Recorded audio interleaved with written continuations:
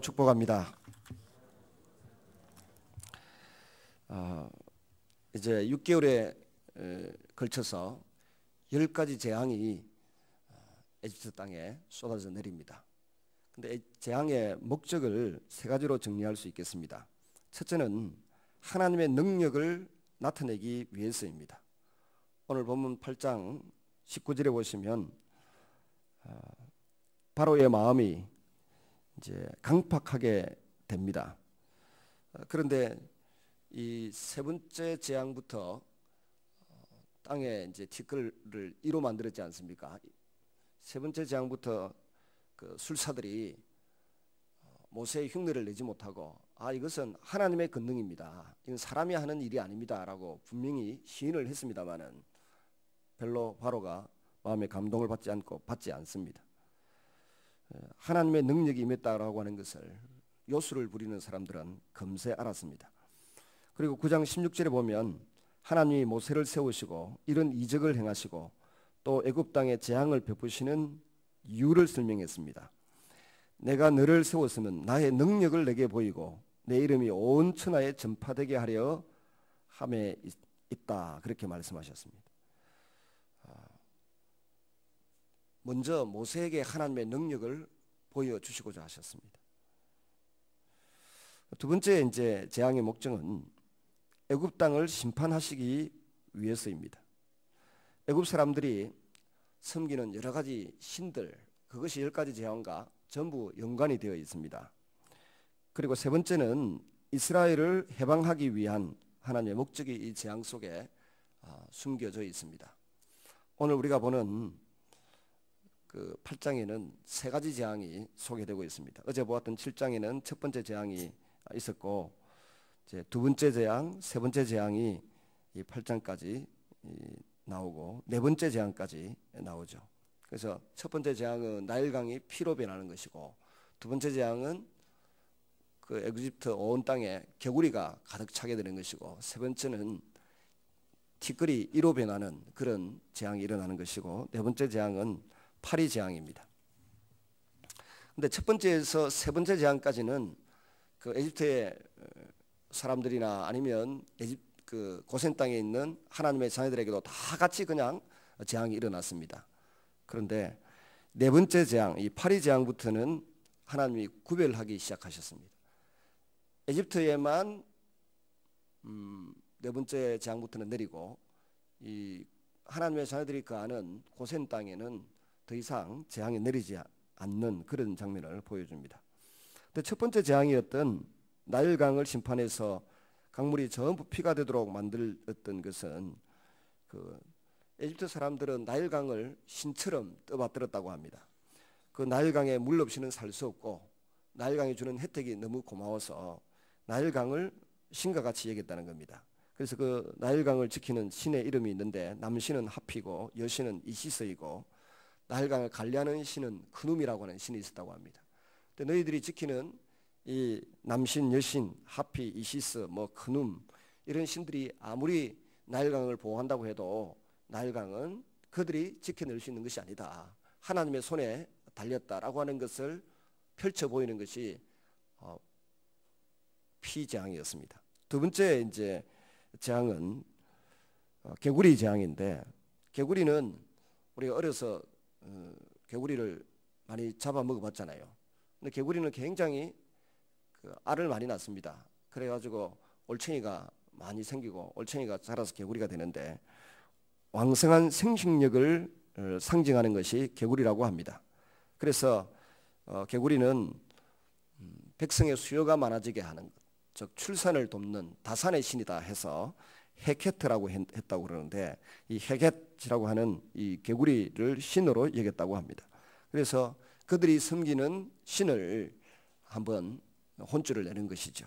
여기까지는 희한하게 그 요술을 부리는 사람들이 따라했다고 합니다. 근데 세 번째 이제 이 재앙을 내리는데, 에집트 사람들은 땅 하면 사막을 생각했는데, 이 사막을 관리하는 신, 사막의 신이 세트라고 있었다고 합니다.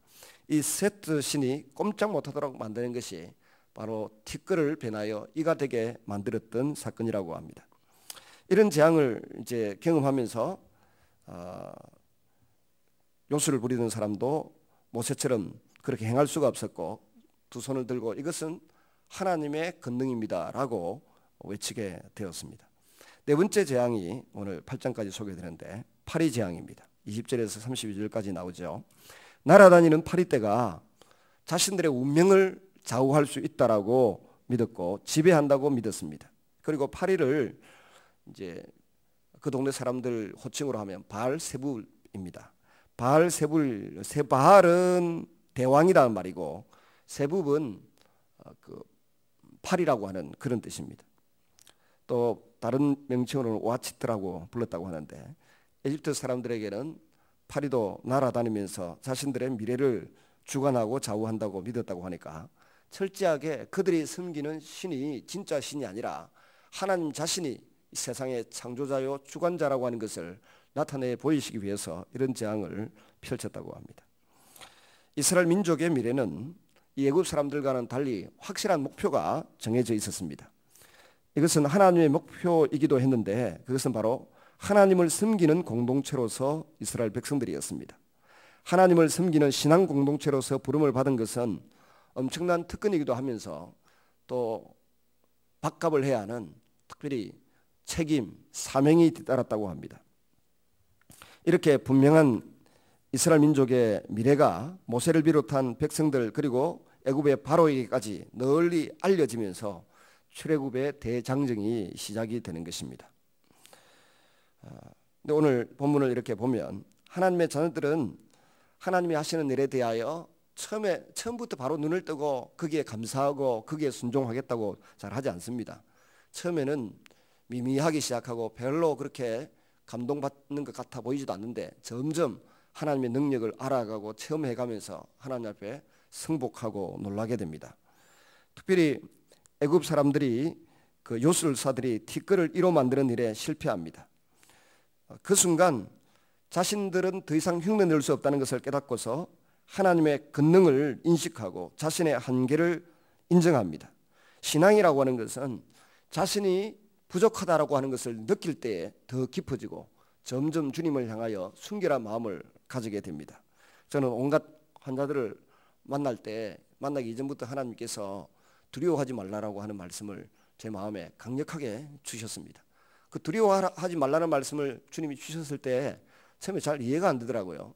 이단 시비를 누가 끌어올려고 그러나 이렇게 생각했는데 나중에 보니까 그 질병의 종류가 하도 다양하고 많으니까 또 현대의학으로 치유가 불가능한 것들 병원에 가서 아무리 도움을 청해도 손쓸 수 없는 상황이 되어서야 찾아오기 때문에 보는 순간 또 놀라게 되고 두려워하게 되는 마음이 덜컥덜컥 일어나게 되는 것이죠. 그런데 그 마음 앞에서 그런 일들을 볼 때마다 제 마음이 이건 사람이 할 수 있는 일이 아니다. 이건 하나님만이 할 수 있는 일이다. 이런 것을 인정하고 시인함으로 점점 겸손해지고 점점 주님을 향하여 당신만이 하실 수 있습니다. 이 고백이 마음에서부터 자꾸 흘러나오는 거죠. 그러다 보니까 어차피 내가 하는 건 아닌데 뭐 하나님이 하실 일인데 싶어서 그냥 이제 겁이 사라지게 되는 그런 단계까지 이르게 되더군요. 여러분, 사람들은 자신이 가지고 있는 능력의 한계를 잘 인정하지 않으려고 합니다. 특별히 젊어서는 자신의 능력이 무한대인 것처럼 생각을 합니다. 자기 생각이 무조건 옳다라고 주장하는 그런 시기도 있습니다. 그러나 인생을 살아보고 어려운 장애물에 문제에 부딪혀보면 사람이라고 하는 것이 참 나약하구나. 너무너무 요한한 존재이고 능력이 부족한 존재라는 것을 알게 되고 주님 앞에 엎드리며 기도하는 자리로 나아가게 되는 것이죠. 하나님의 그 깊은 자리에 들어가는 사람일수록 자신이 가지고 있는 한계가 얼마나 보잘것없는지 또 인생이라고 하는 것이 얼마나 연약한 존재인지를 깨닫게 될 때 그렇게 된다는 것입니다. 그 다음 22절부터 24절 이제 네 번째 재앙이 파리 재앙으로 펼쳐지는데 이 재앙이 일어날 때 보면 하나님이 이스라엘 백성들을 하고 에집트 사람들을 구분하기 시작합니다. 23절에 구별한다는 말이 나오는데 이 구별은 원래 원문의 의미를 보면 구속한다라고 하는 뜻이라고 합니다. 파리떼가 온 애굽의 전역을 뒤덮게 되는데 이스라엘 민족이 살고 있는 고센 땅에는 파리떼가 나타나지 않습니다. 이는 바로에 대한 심판이며 동시에 이스라엘을 애굽에서 구원하시려고 하는 하나님의 강력한 이제 의도가 펼쳐지기 시작하시는 겁니다. 구별하는 것, 즉 구속하는 이유가 무엇일까요? 그것은 차별을 위한 것이 아니라 우리에게 은혜를 주시고 우리에게 밥값하라고 사명을 일깨워 주시는 그런 의미가 그 속에 이제 포함되기 시작합니다. 모든 그리스도인들은 하나님께서 구별하신 사람들입니다. 죄에서부터 이 세상으로부터 구별하신 사람들입니다. 구별받은 사람으로서 우리가 책임을 감당해야 되는데 주님은 이스라엘 백성들을 이제 6개월 만에 구출해 내셔서 3개월 동안 걸어서 이제 시내산 기슭에 도달하게 하셨습니다. 그리고 그들에게 세 가지 그 자아상을 심으셨죠. 너희는 내가 독수리로 날개를 업어서 구출해 내었다. 그리고 너희는 더 이상 뭐 도망자도 탈출자도 노예도 아니다. 너희는 보배로운 소유이고 제사장 나라이고 거룩한 시민이다. 이 세 가지 신분을 분명하게 말씀해 주셨는데 그 세 가지 신분을 우리에게도 주셨기 때문에 우리는 우리 주변에 있는 사람들을 위해서 기도할 책임이 있습니다. 어제도 이번 주간에는 매일같이 여기저기서 사람들이 찾아오는데요. 그 송성현 집사님이라고 보니까 우리 임대순 강사님 친구이기도 하고 우리 이동희 목사님이 SBC 간사로 일하던 분을 35세 된 분을 모시고 왔는데 가난 말기에서 폐로 전이되었다고 그러고 아예 뭐 여기 올 때는 눈도 못 떴다 그러는데 모시고 온 유 목사님은 기도 잠시 하고 많이 좋아졌다고 이야기하는데 그 모르는 일이고 그 만부 자기 생각이고 제가 볼 때는 가난 말기인데 머리에서 발끝까지 아마 암이 다 퍼진 것 같아요. 이게 그러니까 아예 움직이지를 못하고 뭐 눈도 못 뜨는 사람을 이불에 똘똘 말아서 데려가서 이게 앉혀놨더라고요. 그 우측 간에 10cm 종양이 있고 다발성 종양이 여러 개 있는데 또 간암 중에서도 뭐 세포암이라고 해서 암이라고 다 같은 암이 아니래요. 세포암이라고 해서 이 희귀한 암이라고 합니다. 17살 때 발발을 했는데 지금 뭐 간암 수술을 10번도 더 했다 그러고 현재 35세이고 부인은 보니까 처녀같이 해가지고 와서 앉아 있는데 참 기가 막힌 일입니다. 그래서 기도를 해보면 낫겠다 싶은 사람은 금방 그 자리에서 반응이 있죠.